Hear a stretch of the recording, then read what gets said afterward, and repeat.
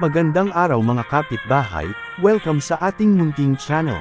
Nagkampiyon ang Germany sa FIBA World Cup sa kauna-unahang pagkakataon matapos payukuin ang Serbia. Pinangunahan ni Dennis Schroeder ang pag-atake sa third quarter upang makumpleta ang pagwalis sa kanilang 8 laro sa 2023 sa FIBA Basketball World Cup nang pabagsakin ang Serbia, 83-77, sa isang makapigil-hiningang finale noong linggo ng gabi sa Mall of Asia Arena.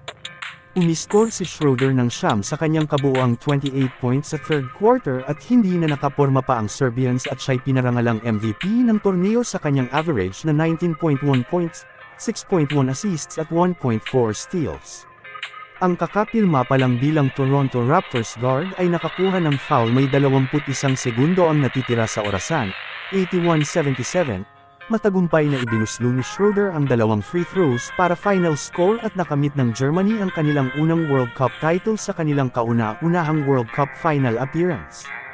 Samantala nag-ambag ng 19 points si Franz Wagner at 12 points mula kay Johannes Voigtmann para sa Germany.